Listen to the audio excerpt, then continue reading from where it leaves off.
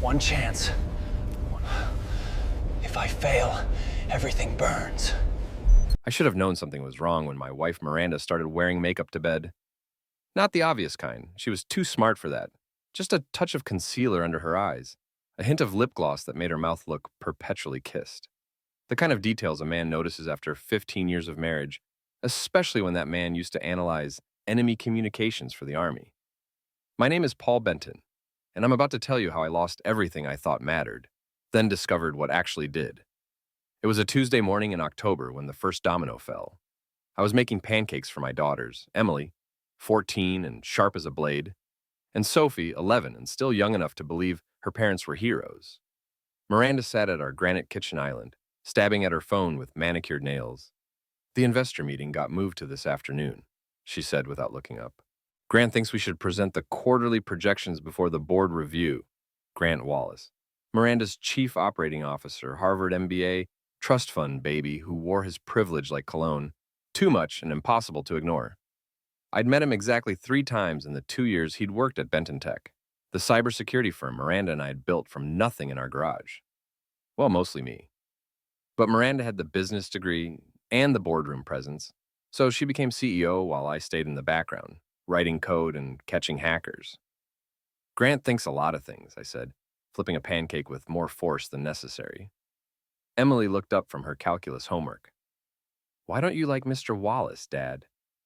I never said I didn't like him. You get that face whenever Mom mentions him. What face? The same one you make when Sophie leaves her dishes in the sink, Sophie giggled. Dad's constipated face. I do not have a constipated face, I protested, but I was smiling. These moments, coffee brewing, pancakes sizzling, my girls laughing, this was what mattered. Miranda finally looked up.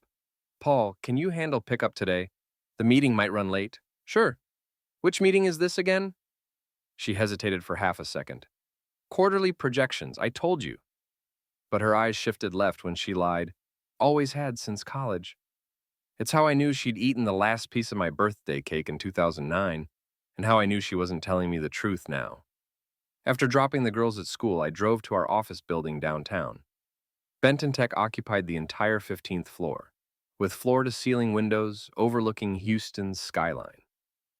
I'd always been proud of what we'd built, but lately, I felt like a stranger in my own company. I badged into the server room and pulled up our security logs. Old habits from military intelligence. When something feels wrong, gather intelligence first. What I found made my chest seize with cold dread. Someone had been accessing our client database after hours, not just browsing, downloading. Massive data transfers, all traced back to Grant's executive access codes. Our clients included oil companies, defense contractors, and government agencies. The kind of information that could sell for millions on the dark web, or be used to destroy competitors. I was still staring at the logs when my phone buzzed. A text from Miranda. Emergency board meeting. Taking company jet to Dallas. Back tomorrow. The company jet. We'd bought it 6 months ago when a major defense contract came through. Miranda had insisted we needed it for client meetings, but I'd seen the flight logs.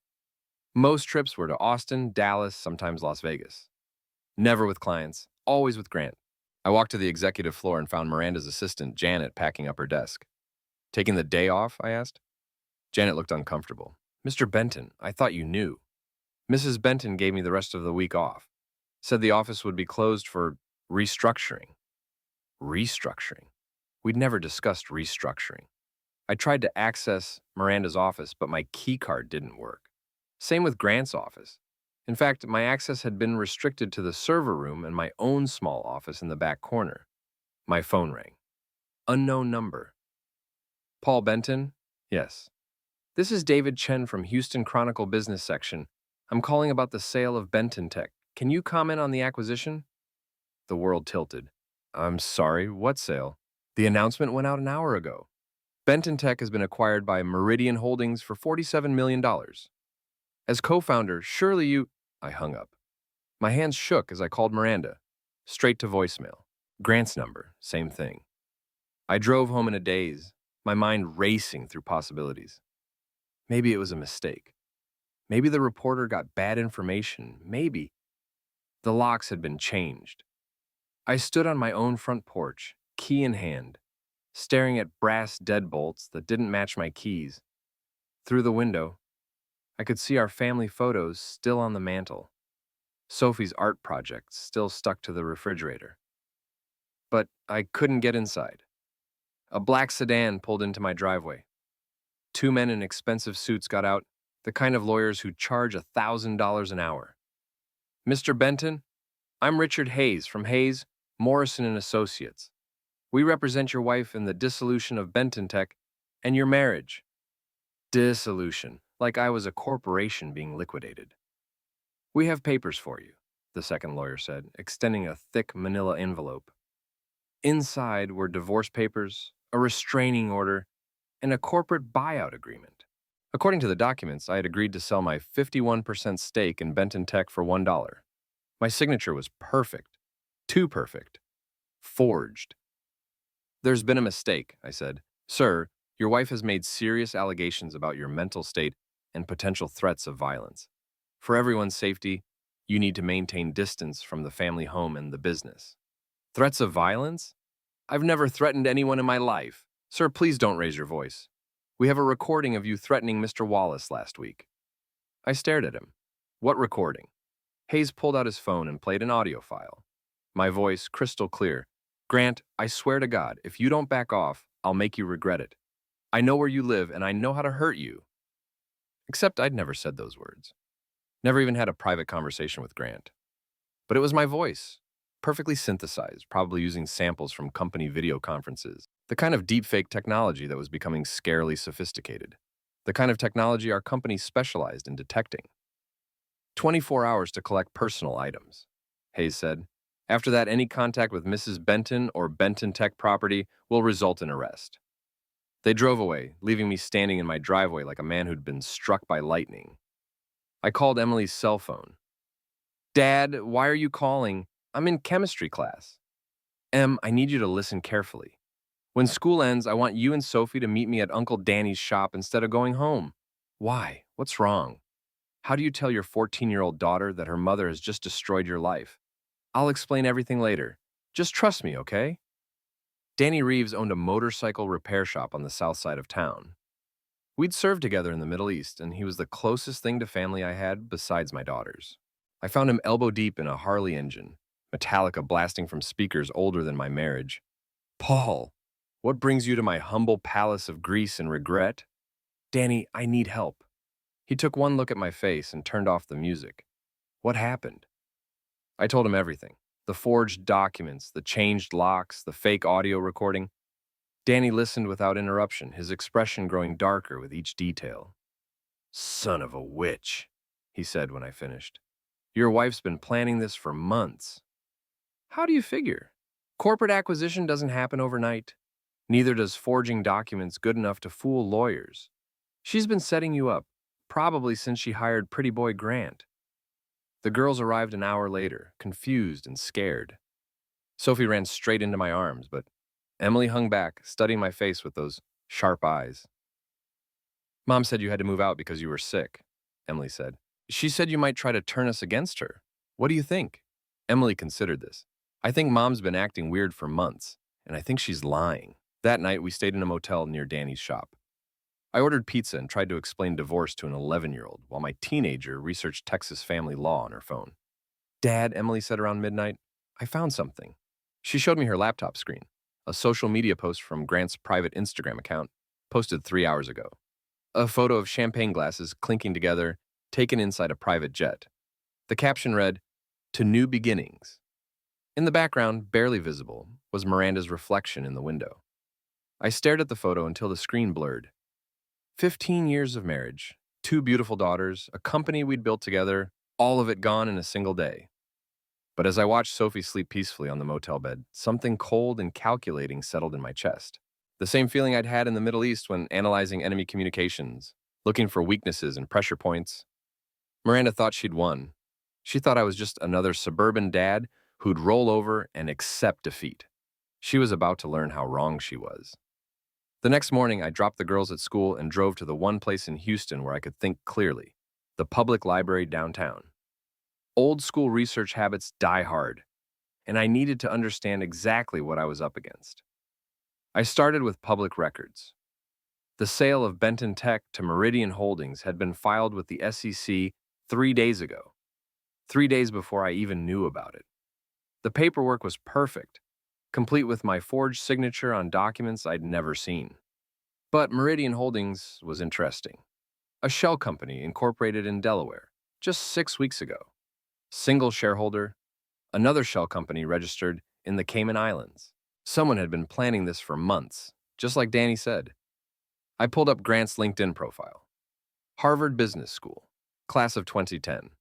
Before Benton Tech, he'd worked at 3 different companies, all of which had been acquired or gone bankrupt within 2 years of his arrival. That wasn't a coincidence. That was a pattern. My phone buzzed. A text from Miranda. Girls need clothes and school supplies. Meet me at Target on Westheimer at 3 p.m. Come alone. I arrived early and watched from the parking lot as Miranda pulled up in her new Tesla. When had she bought a Tesla? Grant's car was parked 3 spaces away, and I could see him sitting inside, probably providing backup in case I caused a scene. Miranda looked stunning, which wasn't an accident. She'd chosen her outfit carefully. Designer jeans that cost more than most people's rent, a cashmere sweater that highlighted her figure, and just enough makeup to look effortlessly beautiful. This was psychological warfare. Paul, she said, approaching with a shopping cart. Thank you for coming. Cut the act, Miranda. We're not being recorded here. I don't know what you mean. The fake audio recording, the forged documents, the shell company acquisition. Should I keep going? For just a moment, her mask slipped. I saw something cold and calculating in her eyes, something I'd never noticed before. Or maybe I'd chosen not to notice. You're being paranoid, she said. The stress of the divorce is affecting your judgment. Is that what you're going to tell the girls, that Daddy's crazy? The girls will be fine. They'll adjust to their new life. What new life? Miranda smiled, and it was like watching a snake coil to strike. Grant and I are moving to Austin. The girls will love it there. Better schools, cleaner air. We've already put a deposit down on a house in Westlake. The color drained from my face. You can't take my daughters to Austin. Actually, I can. The custody agreement gives me primary custody, and Texas law allows relocation as long as it's in the children's best interests. What custody agreement? We're not even divorced yet. Emergency custody order, filed yesterday. Your history of mental instability and threats of violence made it necessary. She pulled a folded document from her purse. Sure enough, a judge had awarded her temporary custody based on the fake audio recording and a psychiatric evaluation I'd never undergone. This is insane, Miranda. You can't just steal my life and expect me to disappear. I'm not stealing anything. I'm protecting my daughters from their unstable father. Their unstable father who built the company you just sold. Their unstable father who's been supporting this family for 15 years. Miranda's voice dropped to a whisper. Their unstable father who is holding me back. Do you have any idea what it's like being married to someone with no ambition, no vision? You were content writing code in the basement while I handled the real work. The real work? I designed every security protocol we ever sold. I wrote the algorithms that made us millions. You just smiled and shook hands with clients. And that's all you'll ever be, Paul. A programmer, a worker bee. Grant understands vision. He understands growth. He understands me. I wanted to grab her by the shoulders and shake her until the person I'd married came back. Instead, I kept my voice level. How long have you been planning this? Does it matter? It matters to me. Miranda checked her watch. Grant's expecting me. We have dinner reservations. Answer the question. She sighed like I was a child asking why the sky was blue. 6 months, maybe 7. Grant showed me what we could accomplish without you dragging us down. 7 months. While I was making pancakes and helping with homework, my wife was plotting to destroy my life. The girls won't forgive you for this, I said. The girls will understand when they're older. Children adapt. They'll see that I did what was best for everyone. She started to walk away, then turned back. Oh, and Paul, the restraining order prohibits you from coming within 500 feet of me, the girls, or any Benton Tech property. If you violate it, you'll go to jail. I hope you understand that. I watched her drive away with Grant, probably heading to some expensive restaurant to celebrate their victory. Then I sat in my truck for 20 minutes, hands shaking with rage. But rage wasn't going to help me. I needed to think like a soldier again. Back at the library, I dove deeper into Grant's background. His previous companies hadn't just failed, they'd been systematically stripped of assets before being sold to competitors. Same pattern every time. Grant would join as COO, identify valuable intellectual property, then orchestrate a buyout that left the original founders with nothing. He was a corporate vampire, and Miranda was his latest partner. I found something else interesting in the SEC filings. The $47 million sale price for Benton Tech was actually a fraction of what the company was worth. Our defense contracts alone were valued at over $60 million. Someone was getting a sweetheart deal, and I had a pretty good idea who. My phone rang, Emily's number. Dad, something's wrong. Mom picked us up from school and said we're going to Austin this weekend to look at houses. She won't let us call you. Where are you now? Bathroom at some fancy restaurant, and I told her I was sick. Dad, I don't want to move to Austin. All my friends are here. Listen carefully, Em. I need you to do something for me. 20 minutes later, Emily texted me the address of the restaurant. I drove over and parked across the street, using my phone to zoom in on their table by the window. Miranda and Grant sat close together, her hand on his arm, both of them laughing. They looked like the perfect couple. Successful, attractive, completely in love. My daughter sat across from them, Sophie picking at her food, while Emily stared out the window with teenage contempt. Grant said something that made Miranda laugh, and she leaned over to kiss him. Not a quick peck. A real kiss. The kind that said they'd been doing this for a while. I took pictures, lots of pictures. Then I called my lawyer. Well, the lawyer I was about to hire. Thompson Legal Services, this is Sarah. I need to speak with someone about a divorce case, emergency situation. Hold, please. 2 minutes later, this is Jake Thompson. What's the emergency? I told him everything, sending the photos while we talked. Thompson listened without interruption, occasionally asking for clarification. Mr. Benton, I'm going to be straight with you. Your wife's lawyers are good. They've covered their bases legally, but they made one mistake. What's that? They move too fast. When someone's this eager to destroy you, it usually means they're hiding something worse than what they're accusing you of. So what do? We dig and we fight. But I need to warn you, this is going to get ugly. Your wife clearly has resources and connections. Are you prepared for a war? I thought about Sophie's confused face at dinner, Emily's anger at being manipulated, and Miranda's cold smile when she told me I was just a programmer. Mr. Thompson, I spent 8 years in military intelligence. I know how to fight wars. Good, because we're going to destroy them. Jake Thompson's office was everything Miranda's lawyers wasn't.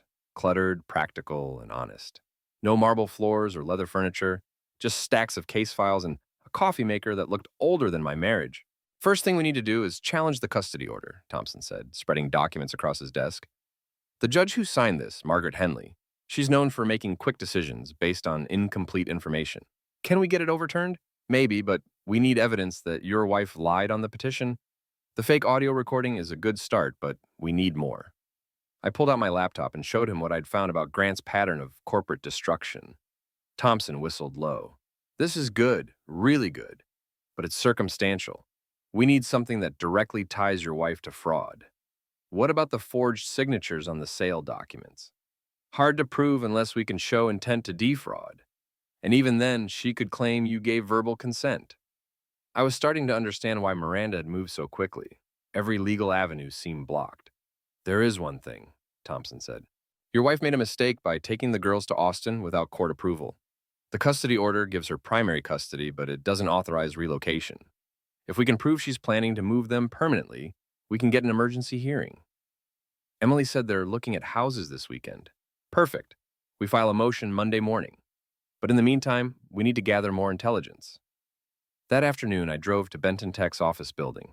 My key card didn't work anymore, but I knew the building's security systems. I'd helped design them. The loading dock entrance had a 12-second delay between the door closing and the alarm activating. Plenty of time for someone who knew what they were doing. The 15th floor was mostly empty, but I could hear voices from the conference room. I made my way to the server room and plugged in a USB drive I'd prepared. If Grant was stealing client data, I wanted proof. The download took 8 minutes. 8 minutes of my heart pounding while I listened for footsteps in the hallway.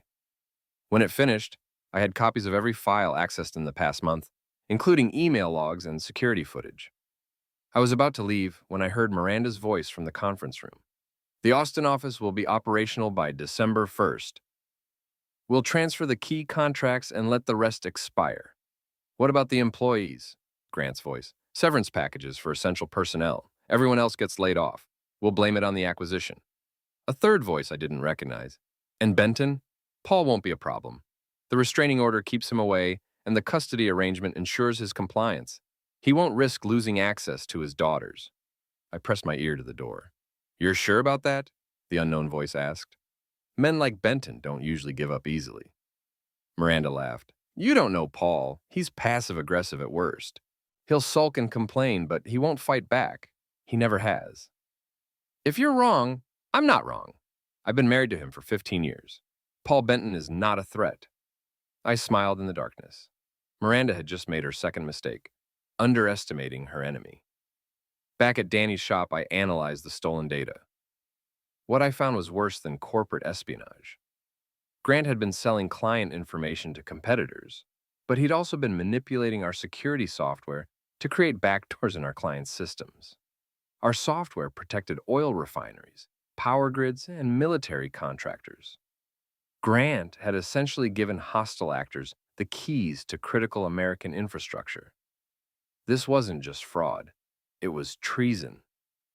I called Thompson immediately. Holy crap, he said when I explained what I'd found. Paul, this changes everything. We're not just talking about divorce court anymore. This is federal crime territory. What do? We call the FBI. But first, we need to make sure this evidence is admissible. How exactly did you obtain it? I told him about my late-night visit to the office. That's a problem. Technically, you committed breaking and entering. A good defense attorney could get this thrown out. So we can't use it. We can't use it directly, but we can use it to know where to look. I have a contact at the FBI Cyber Crimes Division. If we point them in the right direction, they can get warrants for the same information. How long will that take? Weeks, maybe months. And in the meantime, your wife is moving to Austin with your daughters. I felt the walls closing in again. Even with evidence of federal crimes, the system was too slow to help me. There might be another way, Thompson said, but you're not going to like it. I'm listening. We leak the information to the press, create enough public pressure that the authorities have to act quickly. Won't that compromise the investigation? Probably, but it might be the only way to stop your wife from disappearing with your kids. That night, I sat in my motel room staring at the ceiling. In 12 hours, I'd committed breaking and entering, stolen corporate data, and was about to become a whistleblower. None of this was who I thought I was. But maybe that was the problem. Maybe I'd been passive for too long, letting other people make decisions that affected my life. My phone buzzed. A text from Emily.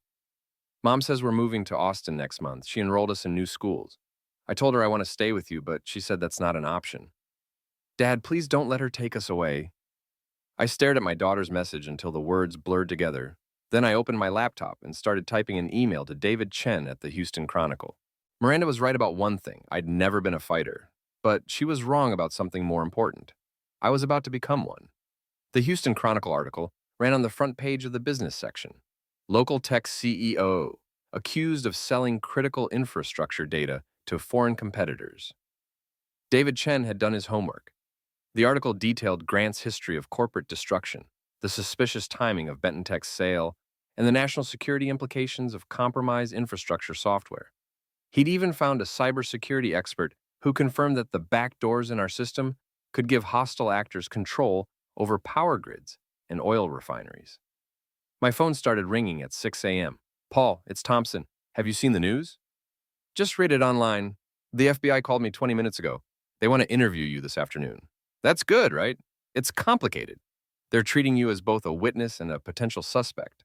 You had access to the same systems as Grant, but I'm the one who exposed it. Doesn't matter. You also broke into your former office and stole corporate data. They have to investigate everyone. An hour later, Miranda called. I almost didn't answer. Paul, what have you done? Her voice was shaking with rage. I exposed the truth. You destroyed my company. Our company. Your company was selling out American infrastructure to foreign competitors. I stopped it. Grant never sold anything to foreign competitors? That's a lie. Miranda, I have the transaction logs. I know exactly who he sold to and how much he got paid. Silence on the other end. The girls are scared, she said finally. There are reporters at their school. Then maybe you should have thought about that before you decided to commit treason. This isn't over, Paul. You just made the biggest mistake of your life. She hung up. The FBI interview took place in a sterile conference room downtown. Special Agent Rebecca Martinez was younger than I expected, with sharp eyes that reminded me of Emily. Mr. Benton, let's start with how you discovered the alleged security breaches. I told her everything, leaving out only the details of how I'd accessed the office building. Thompson had coached me on this. Stick to what I could prove legally. And you believe your wife was aware of Mr. Wallace's activities? I know she was. I have recordings of her discussing the Austin office transition and employee layoffs. She was planning to shut down Houston operations and move the valuable contracts to Austin. That's not necessarily illegal. It is when you're doing it to cover up the sale of classified information. Martinez made notes on a yellow pad, and Mr. Benton, I have to ask, are you sure your personal feelings about the divorce aren't affecting your judgment here? Agent Martinez, my wife could run off with the circus for all I care, but she can't sell American infrastructure data to hostile actors. That's not personal.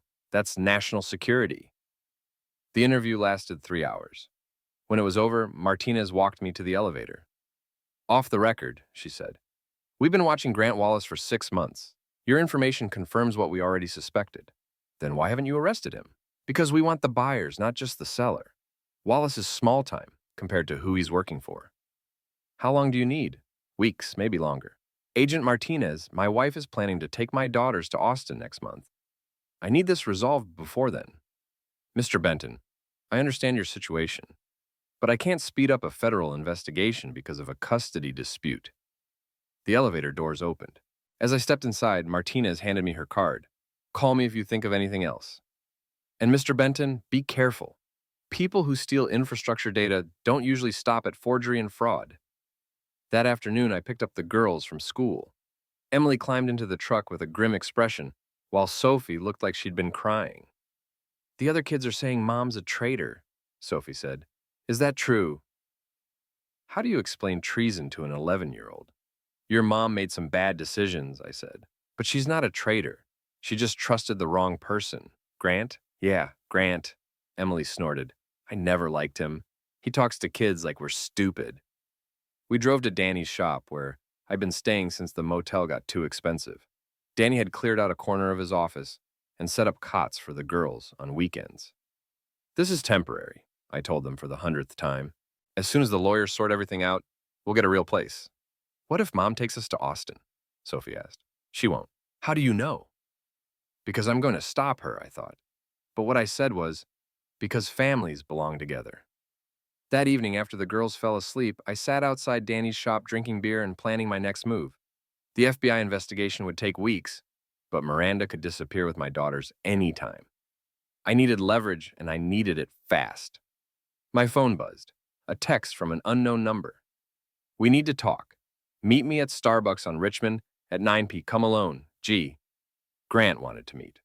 This could be a trap, but it might also be my chance to get the evidence I needed. I arrived early and chose a table with a clear view of the entrance. Grant showed up exactly at 9, looking nervous and checking over his shoulder. Paul, thank you for coming. What do you want, Grant? He sat down across from me, his usual arrogance replaced by something that looked like fear. I want to make a deal. What kind of deal? I'll testify against the buyers, give the FBI everything they need, but I need immunity from prosecution.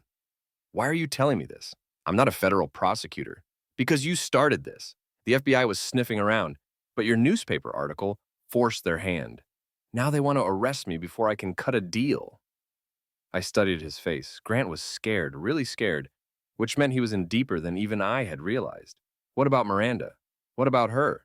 Is she going to prison too? Grant looked genuinely confused.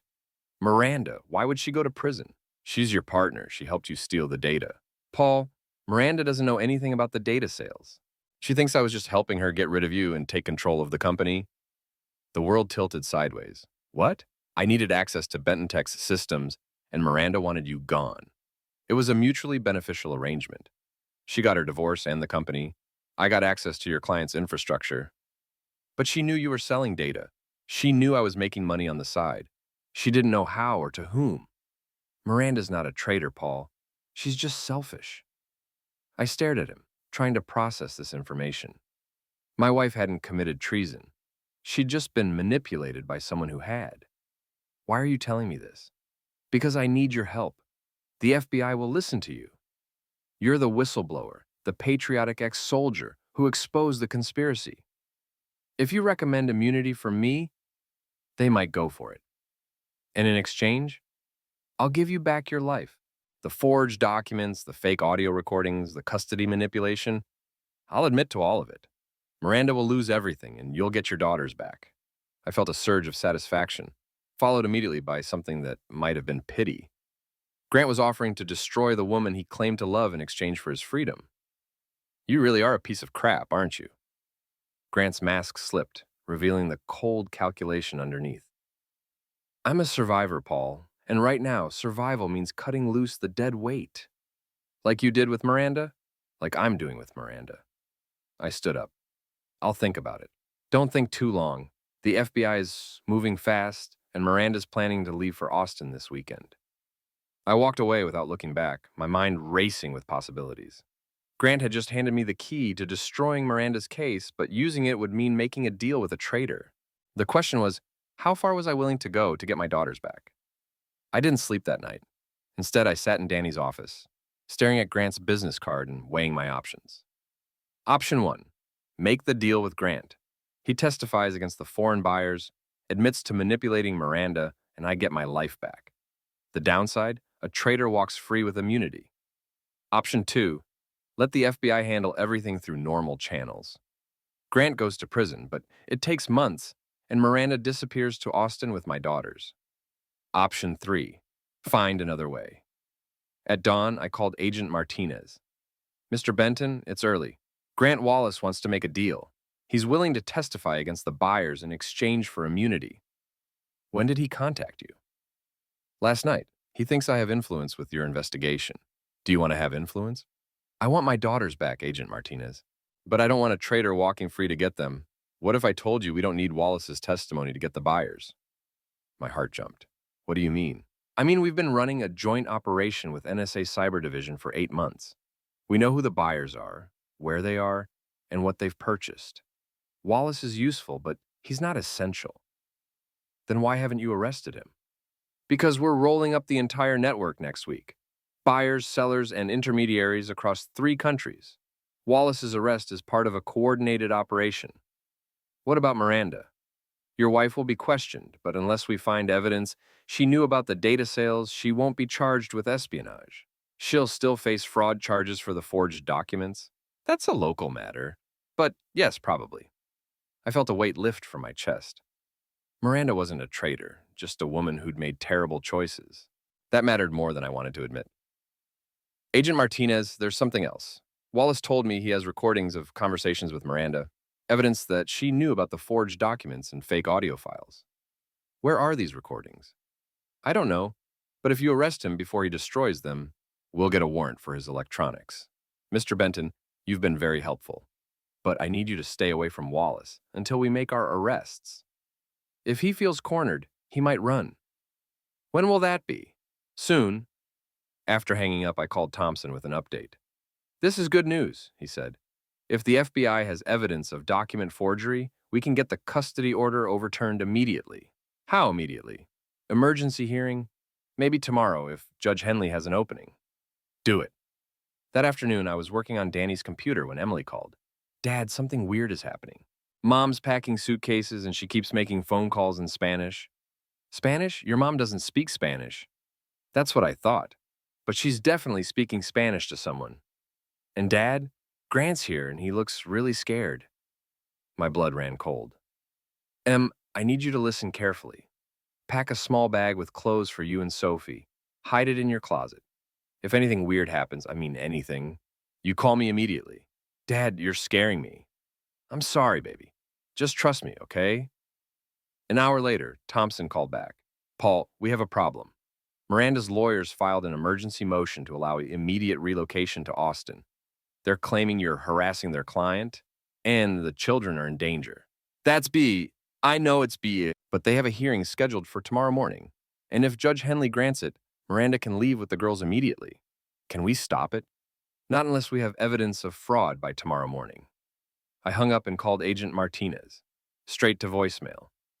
Danny found me pacing around his shop like a caged animal. Paul, you need to calm down. I can't calm down. Miranda's about to disappear with my daughters and the FBI won't return my calls. So what are you going to do about it? I stopped pacing. What do you mean? I mean, you can stand here feeling sorry for yourself, or you can do something about it. Like what? Danny walked over to his tool chest and pulled out a small electronic device I didn't recognize. Like this, GPS tracker, magnetic mount, battery life of 6 months. Danny, I can't what? Track your own daughters? Make sure they're safe? I stared at the device. Crossing this line would make me a stalker in the eyes of the law. But it might be the only way to find my daughters if Miranda ran. How would I even get close enough to their car? Danny smiled. Leave that to me. That evening, Danny called Miranda's house, claiming to be from a towing company. He told her that her Tesla had been reported as blocking a fire hydrant and needed to be moved immediately. While Miranda went outside to check, Danny slipped the tracker under her rear bumper. She bought it? I asked when he got back. Hook, line, and sinker. Rich people always believe they're being persecuted. At midnight, my phone buzzed with a text from Emily. Dad, Mom says we're leaving for Austin in the morning. She won't let us call you to say goodbye. I stared at the message, feeling helpless rage build in my chest. Then I opened the GPS tracking app on my phone and watched the red dot that represented my daughters. They were still at the house, for now. At 3 a.m., the red dot started moving. I called Emily immediately, but it went straight to voicemail. Same with Sophie's phone. The red dot was heading toward Interstate 45 North, the route to Austin. I threw on clothes and ran to my truck. Danny was already waiting by his motorcycle, fully dressed. Where do you think you're going? I asked. With you, you'll need backup. Danny, this isn't the Middle East. I can't ask you to... You didn't ask. I volunteered. We followed the red dot for 2 hours, staying far enough back to avoid detection. Just outside Huntsville, the dot stopped at a gas station.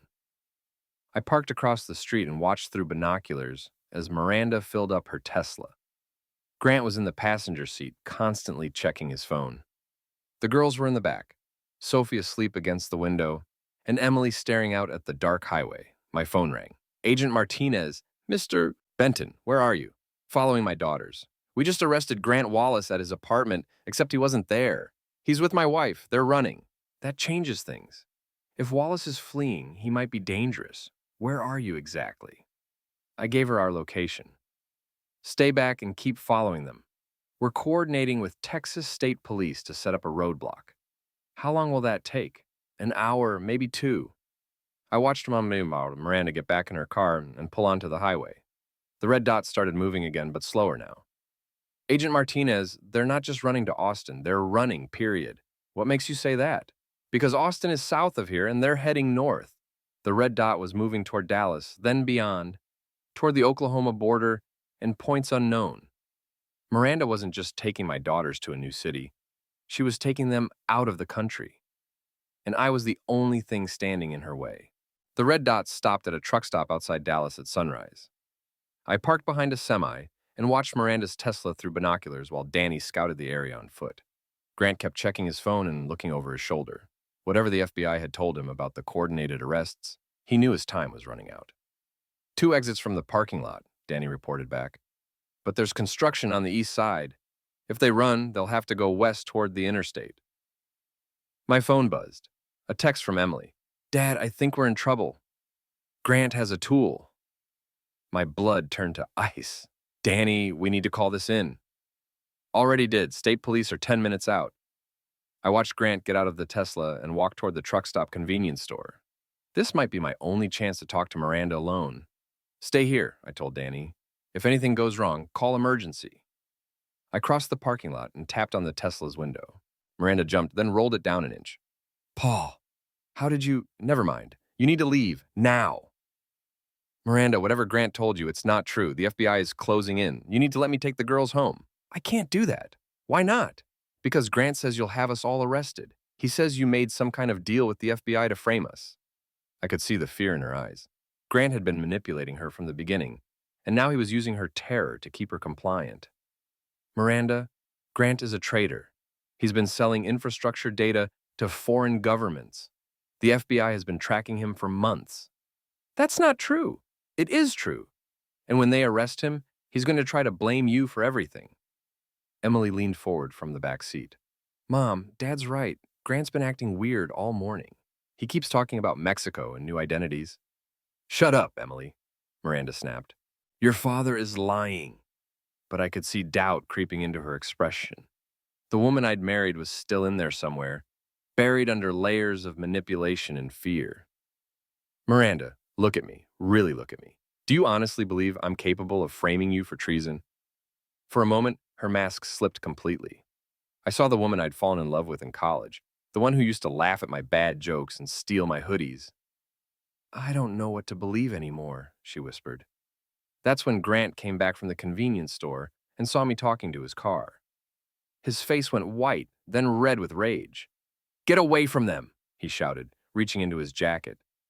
I saw the tool and threw myself sideways as Grant fired. The bullet shattered the Tesla's rear window, sending glass cascading over my daughters. Sophie screamed. Emily threw herself over her sister, protecting her from the glass. Grant, stop, Miranda yelled. There are children in the car. But Grant was past listening. He fired again, this time at me as I rolled behind a parked truck. The bullet sparked off concrete inches from my head. I heard sirens in the distance. The state police were almost here. Grant, I shouted. It's over. The FBI already has everything they need. Shut up! He fired blindly in my direction. You ruined everything! I heard Danny's motorcycle roar to life. He came around the corner at full speed, heading straight for Grant. At the last second, he laid the bike down and slid across the asphalt, taking Grant's legs out from under him. The tool went flying. I sprinted toward it, but Grant was closer. He grabbed the tool and pointed it at Miranda's car. Nobody moves, or I shoot the kids! Everything went quiet except for Sophie sobbing. Grant, Miranda said carefully, please don't hurt my daughters. Our daughters, he corrected. We were going to be a family, remember? You, me, and the girls in Mexico. New names, new life. You never told me about Mexico. There's a lot I never told you, Miranda. Like how much money I made selling your husband's security codes. Like how easy it was to forge his signature. Like how stupid you were to trust me. I saw Emily's face in the car window, no longer scared but angry. She was her father's daughter, and she was calculating angles just like I'd taught her. Grant, I said, trying to draw his attention away from the car, the FBI knows everything. Ending us won't change that. Maybe not, but it'll make me feel better. He raised the tool toward me, and Emily made her move. She threw open the car door, slamming it into Grant's back. He stumbled forward, the tool discharging harmlessly into the air. I tackled him before he could recover, driving my shoulder into his chest and sending us both crashing to the ground. We rolled across the asphalt, fighting for control of the tool. Grant was younger and desperate, but I was trained and motivated. When he tried to knee me in the stomach, I twisted sideways and drove my elbow into his solar plexus. He gasped and loosened his grip on the tool. I ripped it away from him and scrambled to my feet, pointing the tool at his chest. Don't move. Grant lay on the ground, wheezing and scraped up from road rash. The sirens were getting louder. Paul, Miranda called from the car. Are the girls okay? I looked through the shattered window at my daughters. Sophie was crying, but unhurt. Emily had a small cut on her cheek from the glass, but was trying to comfort her sister. They're okay, I said. Thank God. Miranda got out of the car slowly, her hands visible. Paul, I'm sorry. I'm so sorry about everything. I know. I never meant for anyone to get hurt. I know that too. The state police arrived in a convoy of flashing lights and screeching tires. Officers surrounded us with tools drawn, shouting commands. Tool on the ground. Now! I carefully placed Grant's tool on the asphalt and raised my hands. I'm Paul Benton. I called this in. Agent Martinez arrived 20 minutes later, just as the paramedics finished checking the girls for injuries. She surveyed the scene. Grant in handcuffs, Miranda giving a statement to state police, Danny getting his road rash bandaged, and me holding both my daughters while they cried. Mr. Benton, are you all right? We're fine. Is it over? It's over. We arrested 12 people across 3 countries this morning. The network is finished. What happens to Miranda? Martinez looked at my wife, who was answering questions with tears streaming down her face. She'll be charged with conspiracy and fraud. But given that she was manipulated and cooperated with our investigation, she'll probably get probation and community service and custody. That's not my department. But judges tend to look favorably on parents who protect their children from armed criminals. I hugged Emily and Sophie tighter. Did you hear that? We're going home. All of us? Sophie asked. I looked at Miranda, who was watching us with an expression I couldn't read. That's up to your mom. 3 hours later, we were driving back to Houston in a convoy. Me and the girls in my truck, Miranda following in a state police car, and Danny bringing up the rear on a borrowed motorcycle. Emily was quiet for most of the trip, but as we reached the Houston city limits, she finally spoke. Dad, are you and Mom going to get back together? I don't know, Em. A lot has happened. But you still love her. It wasn't a question. Yeah, I said. I still love her. Well, even after everything she did, I thought about that for a long time. Love isn't something you turn on and off like a light switch. But love isn't enough by itself. There has to be trust and respect and honesty. Can those things be fixed? Sometimes, if both people wanted to fix them. Sophie, who had been pretending to sleep, opened her eyes. I want us to be a family again. Me too, Emily said quietly. I looked in the rearview mirror at Miranda's car, following behind us. We'll see, girls. We'll see, an epilogue 6 months later. The courtroom was packed for Grant Wallace's sentencing. He'd pled guilty to espionage, fraud, and conspiracy in exchange for a reduced sentence of 25 years in federal prison. I sat in the gallery with Miranda and the girls, watching as the judge read the sentence. Grant showed no emotion, but I could see his hands shaking as the bailiff led him away. Justice, Emily whispered. Justice, I agreed. Outside the courthouse, Agent Martinez found us on the steps. Mr. Benton, I wanted to thank you again. Your cooperation was essential to breaking up the network. Just doing my civic duty. There's something else. The Department of Homeland Security is starting a new cybersecurity initiative. They're looking for consultants with your background and experience. I looked at Miranda, who nodded encouragingly. I'll think about it. Don't think too long. The country needs people like you. That evening, we had dinner at our old house, the first time we'd all been together as a family since the truck stop incident. Miranda had moved back in 3 months ago, after completing court-ordered counseling and community service. So, Miranda said as we cleared the dishes, Agent Martinez offered you a job with Homeland Security. She offered me a consulting contract. It's different. It's also important work. It would mean traveling, maybe being away for weeks at a time. Miranda took my hand. Paul, for 15 years, I took your sacrifices for granted. I won't make that mistake again. We'd been having conversations like this for months, slowly rebuilding trust and figuring out who we were as a couple. It wasn't easy. Some days we barely spoke. Other days, it felt like we were falling in love again. What do you think I should do? I think you should serve your country, and I think the girls and I should support you while you do it. Later that night, after the girls went to bed, Miranda and I sat on our back porch drinking wine and watching the stars. Do you ever regret it? She asked. Regret what? Fighting for us. It would have been easier to just let me go. I thought about that. Yeah, it would have been easier, but easy isn't always right. I could have taken the girls to Mexico. You might never have seen them again. But you didn't. Only because Emily slammed that car door into Grant's back. She gets that from her mother. Miranda laughed. The first genuine laugh I'd heard from her in over a year. Paul, I need you to know something. What I did, the affair, the forged documents, trying to steal the company, none of that was about you not being good enough. It was about me being selfish and stupid. I know. Do you forgive me? I looked at the woman I'd married, the mother of my children, the person who'd betrayed me and then helped me fight our way back to each other. I'm working on it. That's all I can ask for. The next morning, I called Agent Martinez and accepted the Homeland Security contract. That afternoon, I called Jake Thompson and told him to withdraw the divorce papers.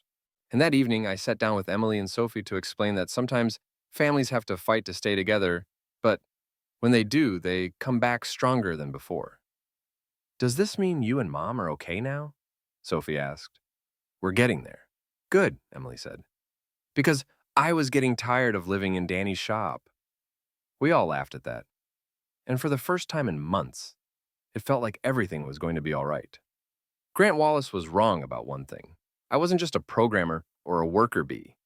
I was a husband, a father, and a man who'd learned that sometimes you have to lose everything to figure out what really matters.